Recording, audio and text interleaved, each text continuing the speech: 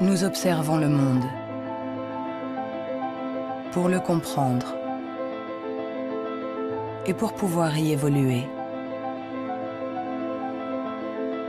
L'intelligence nous a permis de forger les outils pour comprendre l'infiniment petit et l'infiniment grand. Depuis plus d'un siècle, psychologues, biologistes, généticiens et neuroscientifiques la dissèquent, l'analysent, la mesurent. Nous avons inventé les ordinateurs, marché sur la Lune. Mais contrairement à ce que nous pourrions croire, notre intelligence individuelle n'augmenterait pas. Aujourd'hui, la science explore les différentes facettes de notre intelligence. Mais les scientifiques savent-ils vraiment ce qu'est l'intelligence ?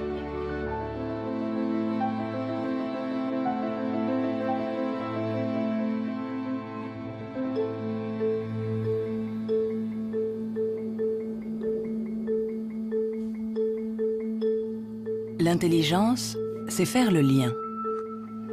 Assembler différents éléments pour trouver une solution. Pour la comprendre, il faut réussir à la fractionner, en isoler toutes les composantes.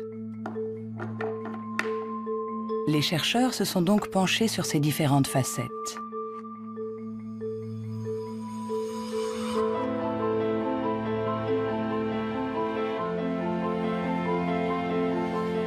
Pour mesurer l'intelligence, une des premières idées a été de mesurer la vitesse à laquelle le cerveau réagit. C'est cette méthode que le professeur Teni Januis a utilisée. Il a comparé notre temps de réaction avec celui de nos ancêtres. Et les résultats de son étude ne sont pas en notre faveur.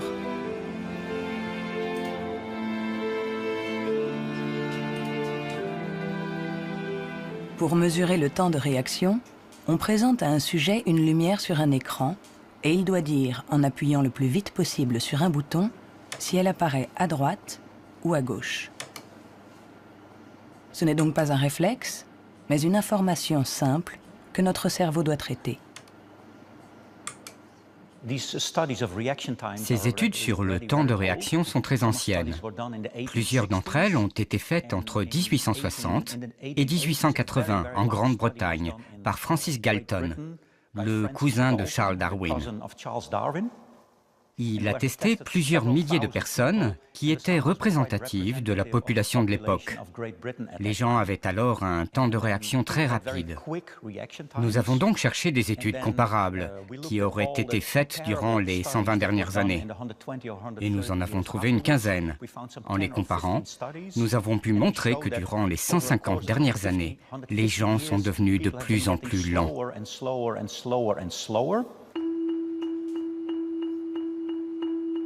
Pour le professeur Teni Januis, intelligence égale vitesse. Et notre cerveau mettrait en moyenne 50 millisecondes de plus que celui de nos arrière-grands-parents pour traiter une information simple. 50 millisecondes de plus, ça a l'air ridiculement bref. Mais quand on pense aux milliers de décisions que nous devons prendre chaque jour, si vous êtes un tout petit peu plus lent pour chaque décision, ça peut avoir des conséquences très importantes.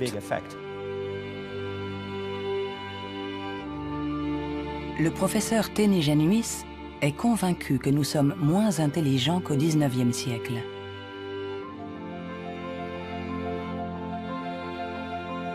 Il en voit la preuve dans l'incroyable inventivité de cette période, marquée par une explosion des innovations, de la créativité, des idées.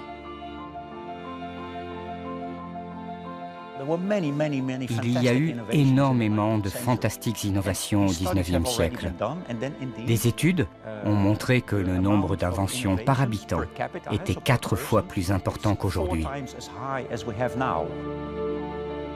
Le professeur Teni Januis pense que notre intelligence est en panne. Elle décline depuis au moins 150 ans. Mais au XIXe siècle, Sir Francis Galton pensait déjà que les Anglais étaient bien moins intelligents que les Grecs de l'Antiquité, qui ne manquaient pas d'esprit brillant. Alors, Qu'en est-il des prédécesseurs des Grecs, les hommes préhistoriques? Eh bien, il est extrêmement difficile de mesurer leur intelligence. Pourtant, à l'Institut Max Planck de Leipzig, on essaye de répondre à cette question en reconstituant le cerveau de nos ancêtres de la préhistoire.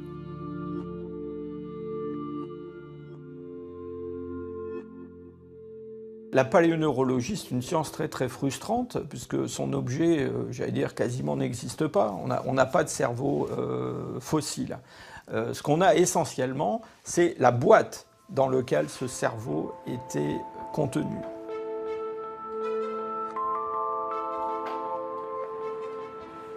En comparant notre cerveau avec celui des hommes préhistoriques, les scientifiques se sont aperçus qu'il y avait des différences. Des différences de forme, mais aussi des différences de taille. Certains hommes préhistoriques avaient un cerveau plus grand que le nôtre. Quand on sait que tout ce que nous sommes, tout ce que nous pensons, nos souvenirs, notre personnalité, nos émotions, notre langage, tout dépend essentiellement de cet organe, alors est-ce que l'intelligence est directement liée à la taille? Il serait naïf de penser que il n'y a pas de lien entre la taille du cerveau et la complexité des comportements, entre guillemets, l'intelligence. On le voit dans le monde animal, hein, les animaux qui sont les plus intelligents, en particulier les cétacés, certaines formes de dauphins par exemple, sont des formes qui, dans le monde animal, ont de très grands cerveaux, un grand nombre de neurones. On retrouve chez eux quelque chose qui rappelle ce qu'on trouve chez les primates, les grands primates, et chez l'homme. L'évolution a fait croître la taille de notre cerveau pendant 2 millions d'années, pour atteindre son maximum il y a 15 000 ans environ.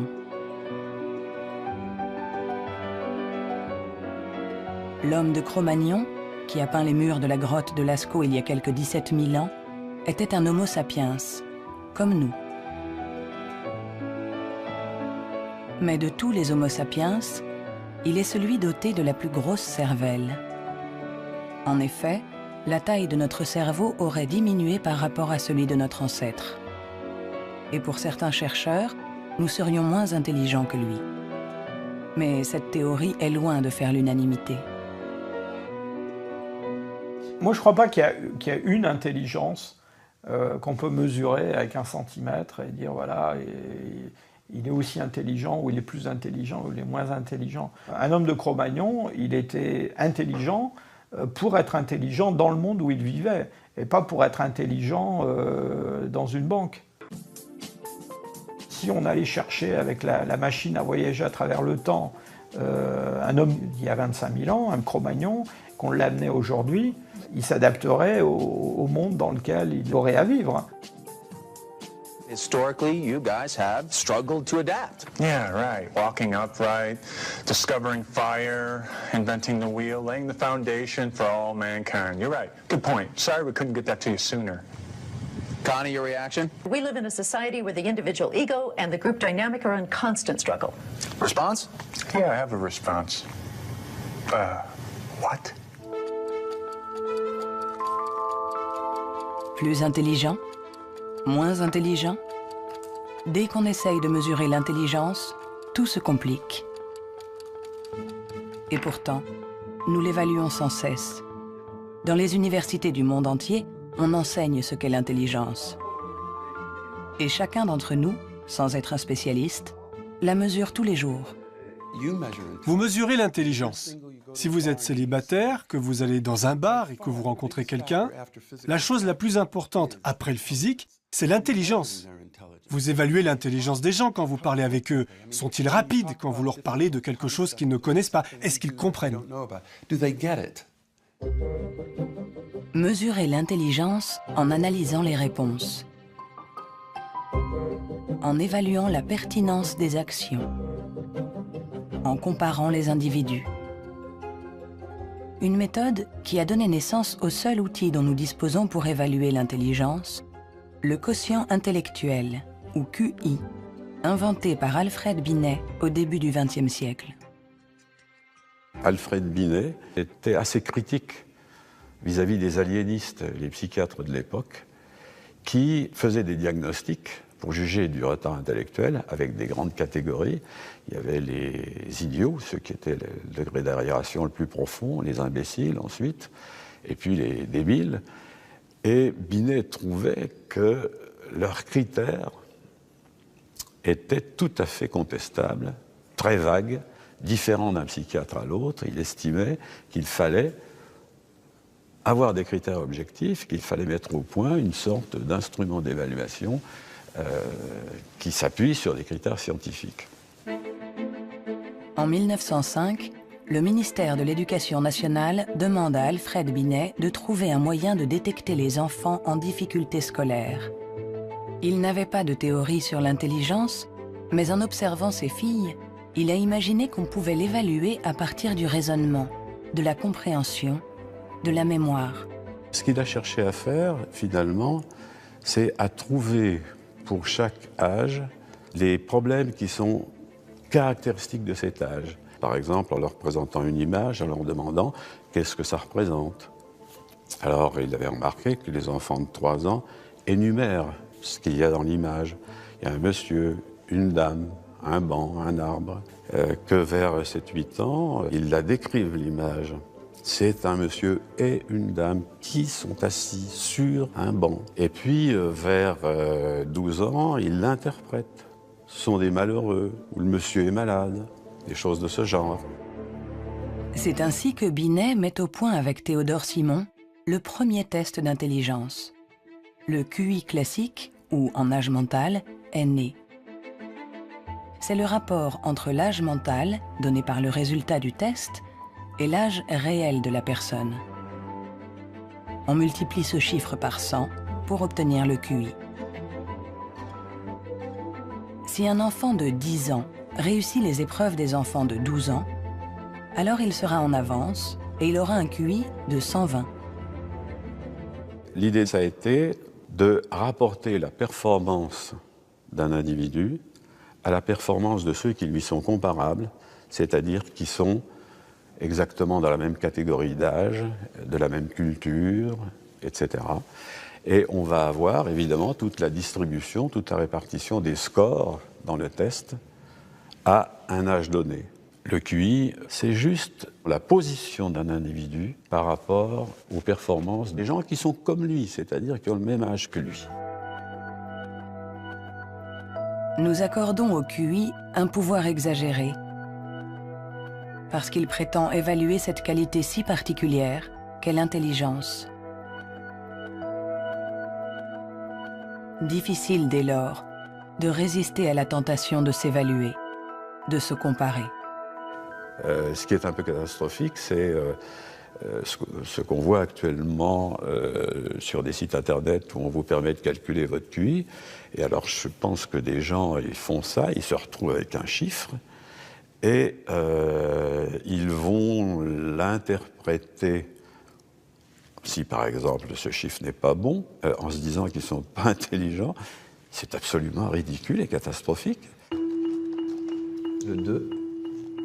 Il est ridicule de croire qu'un chiffre peut résumer quelqu'un. Le 4. Le 3. Les vrais tests de QI se font chez des psychologues agréés. Le 2. Car il faut savoir les interpréter en les mettant en rapport avec le passé d'un individu, son présent. Le 2 ou le 3. Sa personnalité. Le QI permet d'évaluer l'intelligence,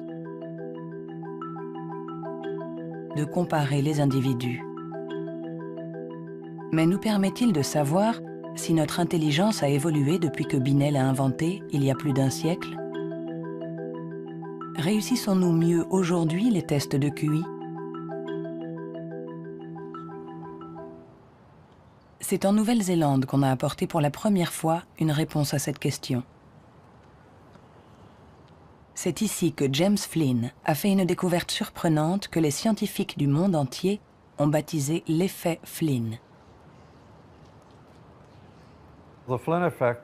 L'effet Flynn, c'est la découverte que pour toutes les nations qui sont entrées dans l'ère industrielle, il y a eu des gains importants dans les tests de QI. J'ai regardé tous les types de tests de QI dans 40 pays, comme en France, en Hollande, en Norvège, partout où il y avait des appelés au service militaire. On leur donnait exactement le même test chaque année, et les gains sont évidents. Il y a 1 ou 2 générations, les gens avaient en moyenne 30 réponses justes sur 60, alors qu'aujourd'hui, ils en ont 45.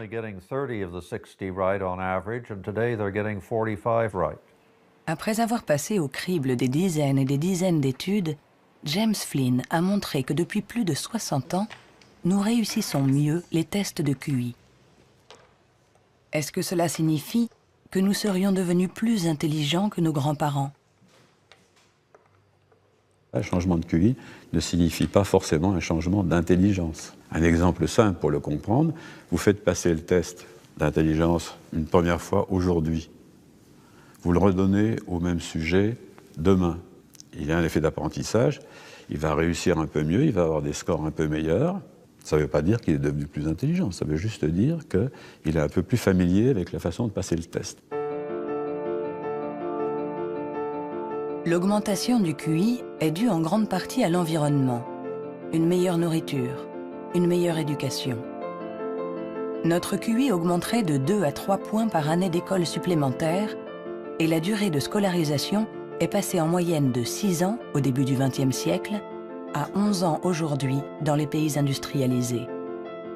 Tous ces effets se sont additionnés et ont fait augmenter les scores de QI. Quand vous passez un test aujourd'hui, vous y êtes préparé dans la mesure où toute une série de facteurs vous ont donné la capacité d'utiliser votre logique de manière abstraite. C'est pour ça que vous pouvez regarder une suite de nombres et deviner le suivant.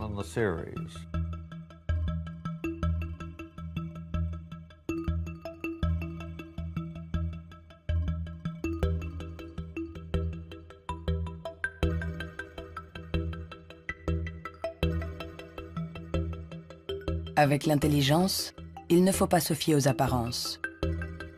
De meilleurs scores au test de QI ne nous disent pas que nous serions plus intelligents. Nous sommes juste mieux préparés pour réussir des tests de QI. Notre intelligence est comme un muscle que nous avons entraîné pour en exprimer tout le potentiel. Mais à force de nous entraîner, nous avons peut-être atteint nos limites. Les chiffres le prouvent. Après des décennies d'augmentation, les résultats au test de QI plafonnent. Ils diminuent même dans certains pays, comme l'Angleterre, le Danemark ou la Norvège. L'augmentation du QI est un phénomène qui a duré un siècle. Mais tous les pays vont finir par voir un plafonnement de cette augmentation. L'école a fait le plein. C'est elle qui a offert la capacité de manier des concepts abstraits. Et à moins d'une révolution de la pédagogie, les bénéfices dus à l'école vont plafonner parce que presque tout le monde aujourd'hui est scolarisé.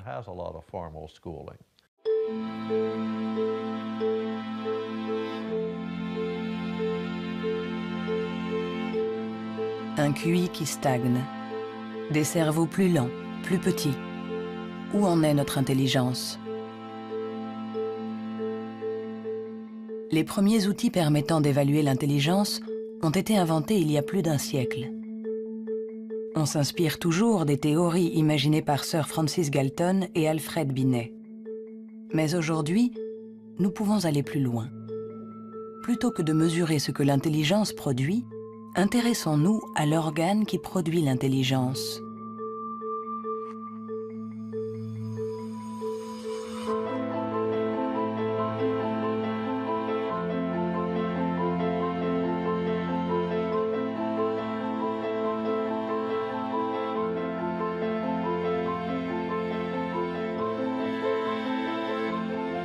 Richard Ayer est psychologue et neuroscientifique à l'Université de Californie, Irvine. Depuis plus de 30 ans, il essaie de savoir à quoi ressemble un cerveau intelligent. Grâce aux progrès faits par l'imagerie cérébrale ces dernières années, il cherche, avec son collègue le professeur Rex Jung, où, dans le cerveau, se niche l'intelligence. Nous regardons le cerveau de Richard Ayer, un très joli cerveau. Le docteur Ayer est une personne brillante, intelligente, et nous voyons toutes les régions qui sont le support de son intelligence.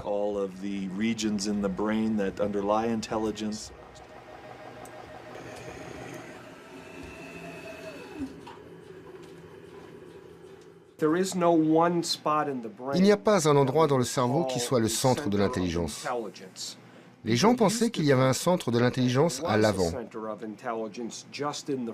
Mais les recherches ont montré que lorsqu'on fait des tests d'intelligence à l'intérieur d'un scanner, on peut voir que la communication entre l'avant et l'arrière est très importante pendant que l'on résout les problèmes. Le professeur Ayer a été l'un des pionniers dans l'utilisation des techniques de neuroimagerie moderne. Sa première étude date de 1988. On n'avait alors jamais utilisé ces outils dans les recherches sur l'intelligence. On a trouvé des zones du cerveau qui s'activaient quand les gens passaient des tests d'intelligence. Mais le choc, la surprise, c'était que plus ces zones étaient actives, moins les résultats du test étaient bons. C'était à l'opposé de ce qu'on attendait. À chaque fois qu'en science, on a un résultat à l'opposé, c'est vraiment intéressant.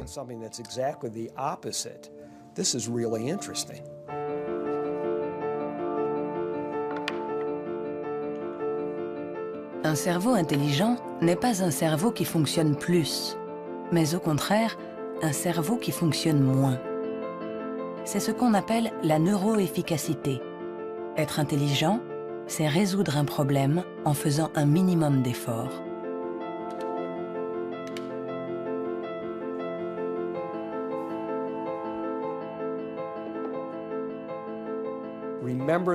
Souvenez-vous de la première fois que vous avez conduit une voiture. Le premier jour, dans un grand parking vide, avec quelqu'un assis à côté, et vous tournez le volant et vous pensez « Maintenant, il faut que je freine ». Mais aujourd'hui, vous conduisez au milieu de la circulation dans une ville que vous ne connaissez pas, et malgré ça, vous pouvez discuter avec quelqu'un. Votre cerveau est bien plus efficace pendant que vous conduisez. Donc, les hauts niveaux d'intelligence ne sont pas forcément liés à un cerveau qui travaille plus, mais à une transmission plus efficace de l'information entre les zones importantes du cerveau. Lorsqu'on pense à un processus aussi complexe que l'intelligence, il faut imaginer que le cerveau est comme un orchestre avec différentes sections. Mais le vrai mystère, c'est comment ces sections interagissent. Parce que pour autant que nous le sachions, il n'y a pas de chef d'orchestre. Si le cerveau est un orchestre, alors l'intelligence est la musique.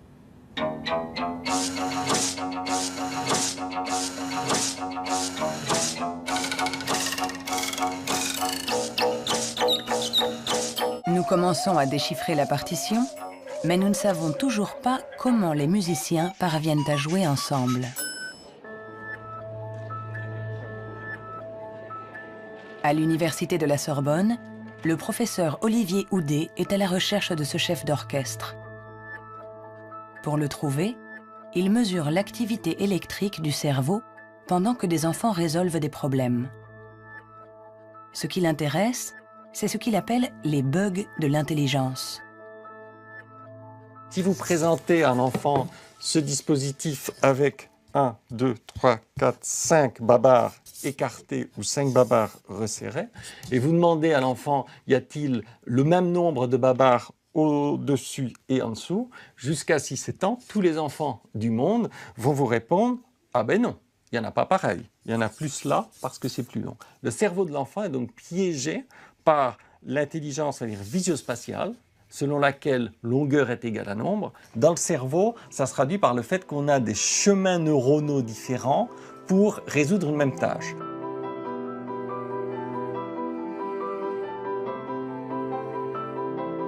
Compter ou mesurer.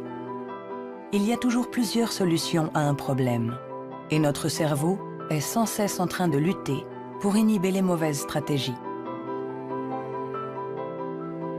Nous, ce qu'on montre ici, et c'est ça la découverte et l'originalité de notre laboratoire, est que l'inhibition, c'est sans doute le processus clé et positif de l'intelligence, parce que c'est elle qui nous permet de résister à nous-mêmes, en quelque sorte.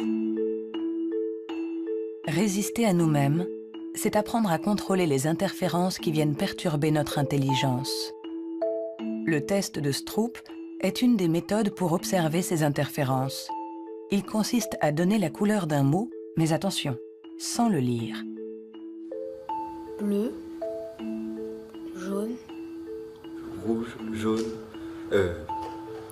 vert, rouge, vert, vert, rouge, vert, jaune, jaune, rouge, jaune, jaune, rouge.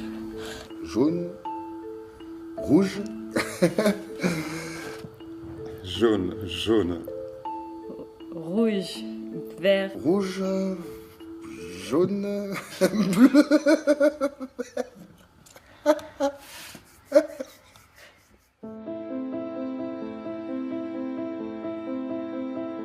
Pour résoudre un problème, nous sollicitons différentes régions du cerveau reliées entre elles, mais qui sont parfois en compétition. Mais comment ces différentes zones communiquent-elles? C'est ce à quoi s'intéresse le professeur Douglas Fields à l'Institut national de la santé de Washington.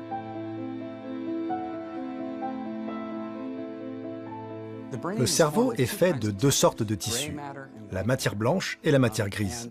Tout le monde a entendu parler de la matière grise. C'est là où se trouvent les neurones, sur une couche à la surface du cerveau.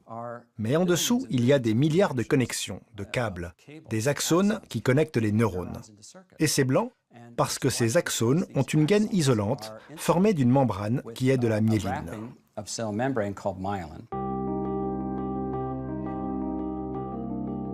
La myéline entoure les axones, permettant aux informations de circuler de manière rapide et efficace dans le cerveau.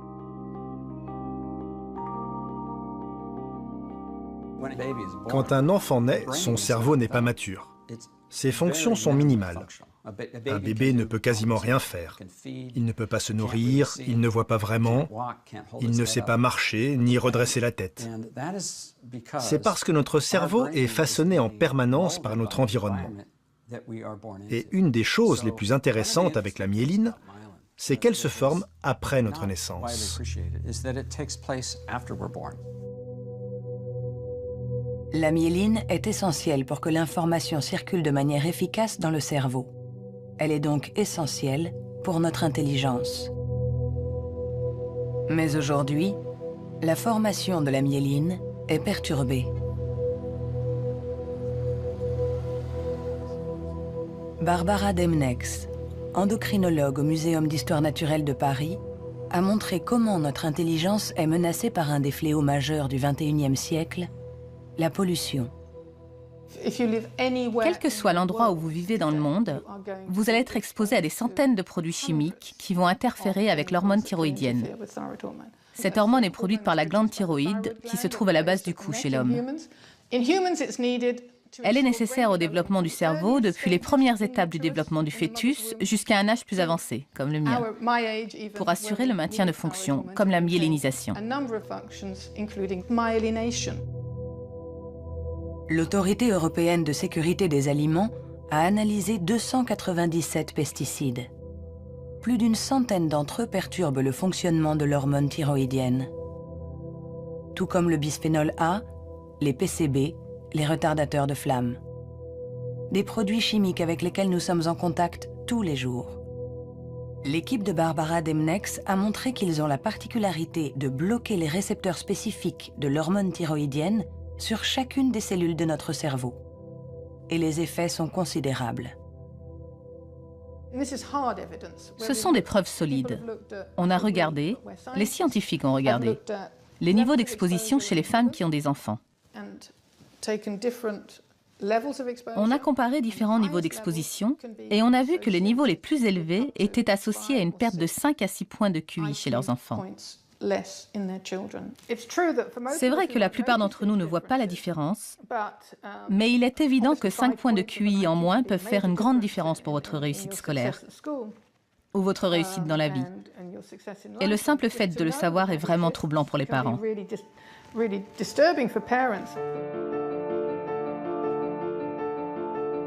Notre intelligence nous a permis de créer un monde complexe au prix de la dégradation de notre environnement. Et nous pourrions en payer le prix si cette dégradation perturbe la formation de notre cerveau, en agissant sur la myéline par exemple.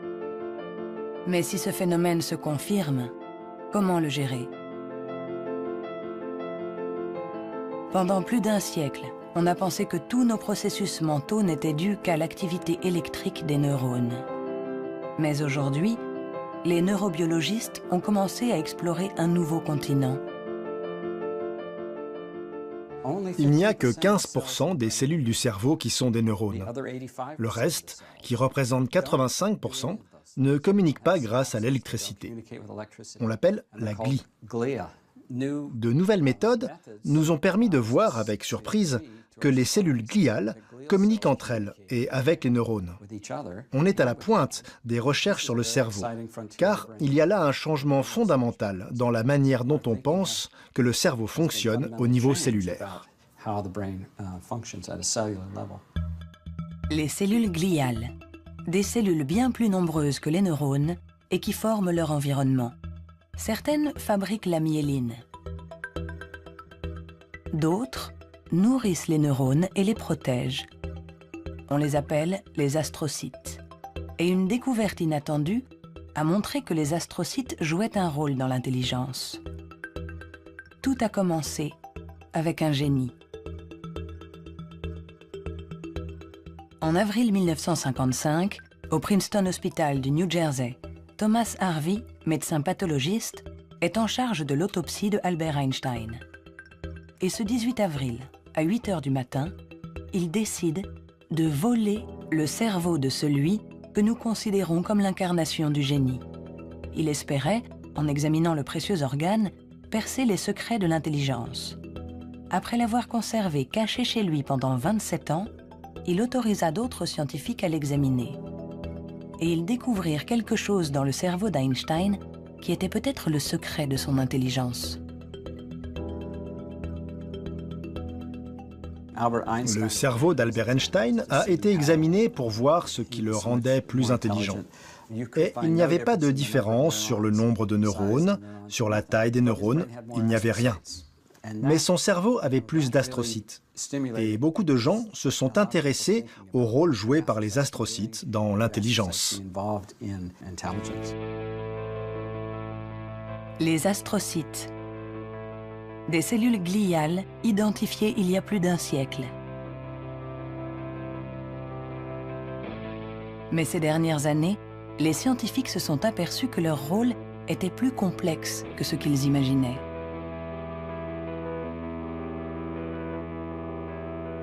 Les astrocytes servent à beaucoup de choses. Ils contrôlent les synapses, ils contrôlent le flux sanguin dans le cerveau, ils nourrissent les neurones, ils réagissent aux blessures. Toutes ces choses étaient considérées comme des tâches ménagères faites par les astrocytes dans le cerveau. Et plein de gens ne les prenaient pas au sérieux. Jusqu'à ce qu'on réalise que ces tâches ménagères font que l'astrocyte contrôle le neurone. Un astrocyte humain contrôle des centaines de neurones, bien plus que ce que peut faire un astrocyte de souris par exemple. En se basant sur cette observation, une équipe de l'Université de Rochester a mis au point une expérience fascinante. Pour mieux comprendre l'intelligence humaine, ils ont décidé de lui faire franchir la barrière des espèces. Ils ont greffé des astrocytes humains dans le cerveau de souris.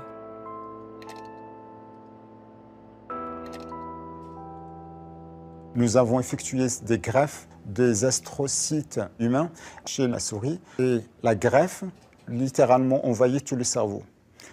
Quand on regarde, par exemple, à l'âge de 1 mois après la greffe, on voit que la greffe est très discrète à l'endroit presque où on a greffé les cellules.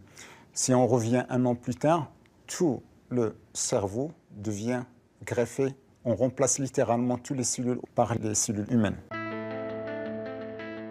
On s'est rendu compte que ces souris sont plus aptes à avoir une meilleure mémoire et un meilleur apprentissage que les souris non greffées. Pour tester les capacités de ces souris au cerveau modifié, les chercheurs les ont placées dans un labyrinthe. Résultat, les souris greffées trouvent la sortie 2 fois plus vite que les souris non greffées. Cette expérience ne laisse plus la place au doute. Les astrocytes contribuent à favoriser la mémoire et l'apprentissage. Ils jouent un rôle clé dans notre intelligence.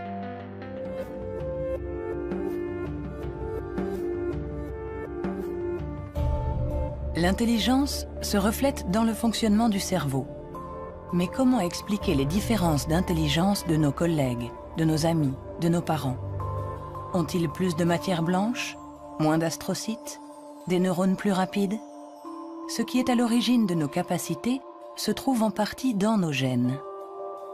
Robert Plomine est généticien comportementaliste. Dans le cadre de ses recherches, il a regardé grandir des milliers d'enfants. Grâce à eux, il espère pouvoir trouver les gènes qui influent sur l'intelligence. Les gens demandent souvent dans quelle mesure l'intelligence est déterminée par les gènes. Mais tout d'abord, il faut insister sur le fait que le mot « déterminé » n'est sans doute pas le bon. On devrait dire « influencé ». C'est comme pour la taille, elle est liée aux gènes, mais pas déterminée par eux. Si vous êtes grand, il est probable que vos enfants seront plus grands que la moyenne. Mais s'ils sont mal nourris ou s'ils sont malades, ils seront peut-être plus petits. Ce n'est pas déterminé, c'est influencé. Pour l'expliquer différemment, les gènes nous donnent un potentiel et l'environnement permet de l'exprimer.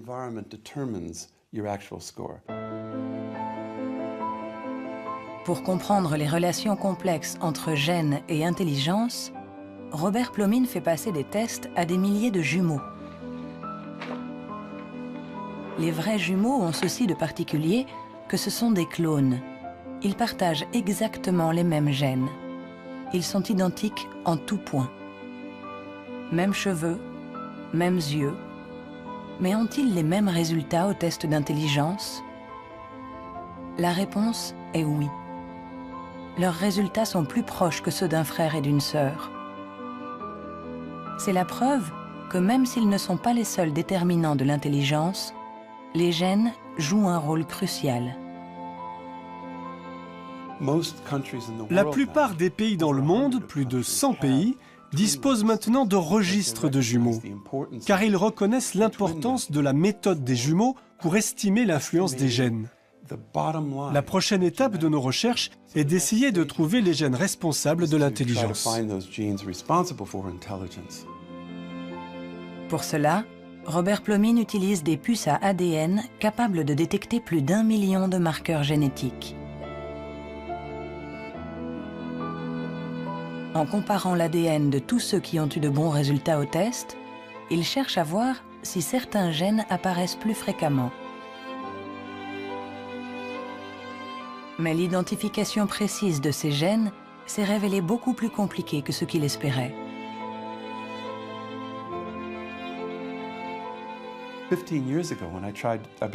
Il y a 15 ans, quand j'ai commencé à essayer de trouver les gènes de l'intelligence, personne n'imaginait que ce serait aussi difficile. On a identifié plus de 300 gènes qui influent sur l'intelligence. Et le problème, c'est qu'on en a identifié seulement 1%.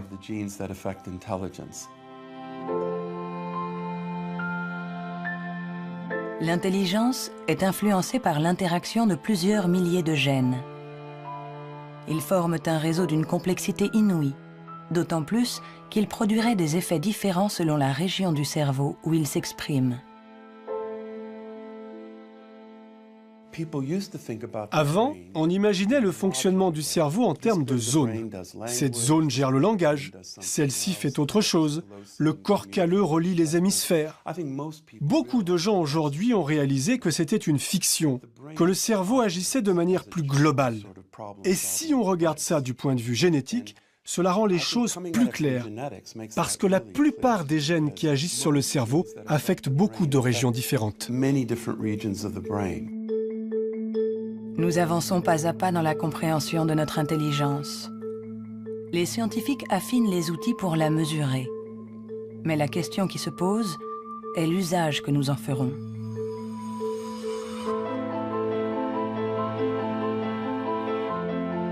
L'intelligence est ce qui prédit le mieux notre niveau d'étude, notre emploi. Par conséquent, parler de l'intelligence de quelqu'un n'est pas anodin. On donne une valeur, on classe, on hiérarchise, avec tous les risques de dérapage que cela comporte. L'erreur de raisonnement, c'est de considérer que l'intelligence serait essentiellement héréditaire. Et ça a conduit effectivement à des dérives qui sont tout à fait ridicules, je dirais, absolument ridicules. Pour en donner un exemple, en 1924, je crois, une loi a été votée aux États-Unis qui restreignait l'immigration, qui mettait des quotas pour l'immigration, parce que dans les tests, ils avaient en moyenne des résultats moins bons. Et donc, ils étaient supposés être héréditairement moins intelligents. Il fallait qu'il en vienne moins aux États-Unis pour ne pas faire baisser la moyenne. On les accueillait, vous savez, dans Ellis Island, cette petite île qui est en face de New York, et pas mal d'entre eux ont été renvoyés, et notamment ceux qui, dans les années 30, commençaient à sentir la montée du nazisme, je pense aux Juifs de l'Europe de l'Est, par exemple, et qui ont été refoulés pour des raisons absolument idiotes. On a longtemps cru qu'on ne pouvait pas échapper à ses origines. Notre hérédité était supposée contrôler nos vies. La science, depuis, nous a heureusement éloignés de cette vision déterministe. Mais l'intelligence est un sujet à part, un sujet si sensible que les faux pas et les excès ont marqué son histoire. William Shockley, physicien visionnaire, prix Nobel pour sa découverte du transistor, se montra moins brillant lorsqu'il décida de se pencher sur l'étude de l'intelligence. Dr. Shockley, if you could answer it yes or no, I would appreciate it. Do you believe that black people are inferior in intelligence because of their heredity? What I say is this. My research leads me, and it's a tragic conclusion, really, my research leads me inescapably to the opinion that the major cause of the American Negro's intellectual and social deficits is hereditary and racially genetic in origin, and thus not remediable to a major degree by practical improvements in environment. Then what do you see as the solution to the problem? I would propose that you would offer a bonus to everyone to be sterilized. The offer is based upon the best estimates, best scientific estimates that one can have of any genetically carried disabilities. 1974, c'était tout juste hier, une époque pas si lointaine où certains se servaient du QI pour justifier des théories racistes, pour exclure ceux qui étaient différents. Joseph Chovanec est atteint du syndrome d'Asperger, une forme d'autisme qui peut cohabiter avec un QI élevé. Diplômé de Sciences Po, docteur en philosophie, écrivain. À 6 ans, il ne disait pas un mot. Aujourd'hui, il parle 7 langues, dont l'hébreu, l'arabe, le perse et l'azerbaïdjanais. Je fais partie de ces enfants qui étaient promis à la poubelle. Pendant très longtemps, on nous a dit que les personnes autistes étaient déficientes intellectuelles. On a posé presque comme synonyme déficience intellectuelle et autisme. Alors qu'aujourd'hui, on sait bien que ce n'est pas le cas. Chaque société humaine a besoin d'un certain nombre de hiérarchies, a besoin que les gens se démarquent un peu des autres. Et on a tendance à résumer un peu tout par un critère unique. Aux États-Unis, ce qui fait, les qualités humaines et les hiérarchies, c'est le QI. En France, c'est tel ou tel concours administratif. Sous la Chine impériale, c'était les fameux concours de mandarinat. Mais tout ça, ça repose sur une idée centrale qui est fausse, à savoir qu'il y aurait une échelle unique de l'humanité. Et forcément, celui qui prône ce genre de théorie se place lui-même tout au sommet. C'est toujours comme ça. L'intelligence comme échelle unique de l'humanité. Mais peut-on résumer l'humain à une seule dimension? Peut-on réduire l'homme à sa seule intelligence alors que l'intelligence elle-même a de multiples facettes.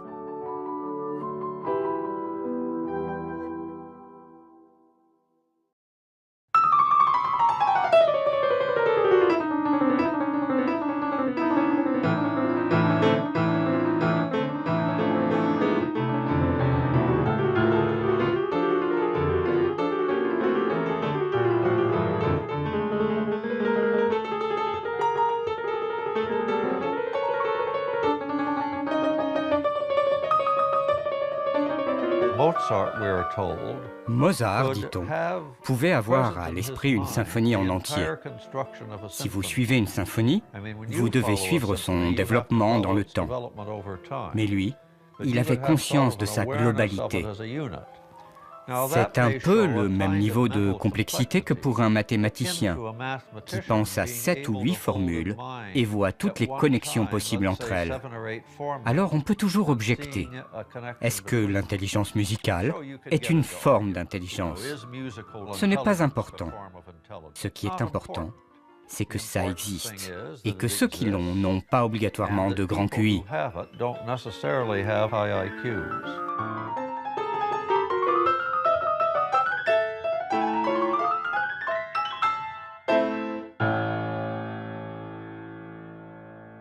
Il y a eu toujours une résistance à considérer qu'il y avait des formes d'intelligence différentes et une espèce de propension à vouloir déterminer un QI général, ce qui voudrait dire qu'on a une intelligence unidimensionnelle, voilà, et vous êtes plus ou moins haut sur cette dimension. Et la conception contradictoire, c'est qu'il y a plusieurs formes d'intelligence et en réalité, vous pouvez être assez haut sur une des dimensions de l'intelligence, sur un de ses aspects, et puis assez bas sur un autre. Le débat est aussi ancien que les premières études sur l'intelligence. En effet, les scientifiques se sont aperçus que quelle que soit la méthode utilisée, ils n'arrivaient pas à évaluer l'intelligence avec une échelle unique.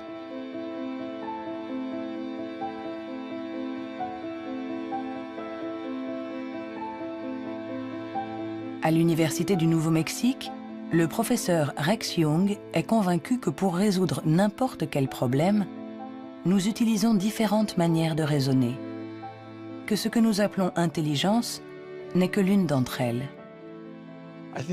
Je pense que la créativité est un autre mode de fonctionnement du cerveau. Je cherche à savoir si elle est différente de l'intelligence. Est-elle similaire? Est-ce que c'est la même chose ou bien est-ce différent? J'en suis arrivé à la conclusion que la créativité est un processus de raisonnement fondamentalement différent.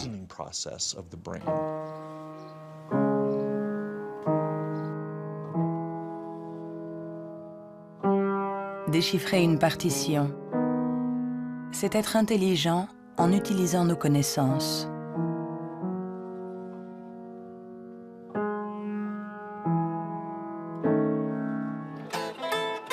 Improviser, c'est être intelligent en inventant, en étant créatif.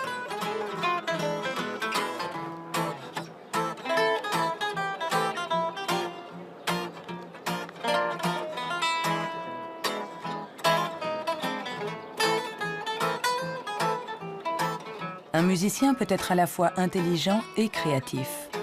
Un sujet d'étude idéal.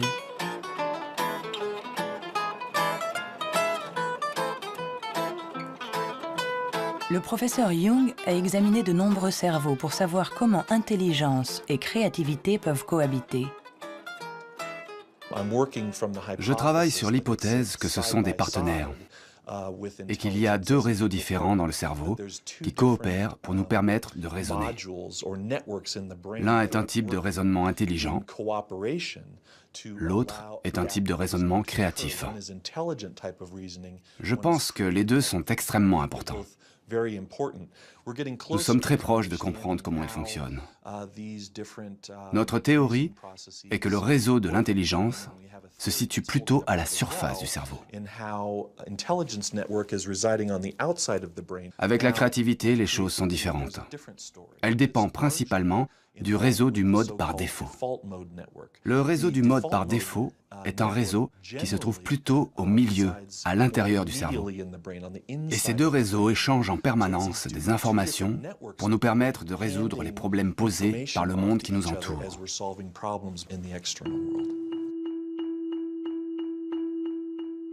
Nous avons tous expérimenté cette sensation d'une idée surgissant de nulle part avec la force de l'évidence. Ce que nous révèlent les neurosciences, c'est que ce mode de raisonnement, ce mode inventif, créatif, est un mode de raisonnement à part entière. Peut-on être intelligent sans être créatif? Ou créatif sans être intelligent? La question a elle-même un sens. Pour évoluer intelligemment dans le monde, n'avons-nous pas besoin de toutes les ressources de notre esprit? On ne peut pas être créatif en physique, par exemple, si on n'a qu'une éducation physique. Pour être créatif en physique, il faut une autre éducation et ensuite se retrouver dans un univers étranger et réutiliser des trucs et astuces, des mécanismes mentaux qu'on a appris ailleurs. Hein. Et le drame de la recherche stérile, c'est la recherche qui ne connaît que sa petite chapelle, où il n'y a ni import ni export de données. Hein. Par contre, tous ceux qui ont été créatifs, ce sont des gens qui ont importé des idées d'un univers autre.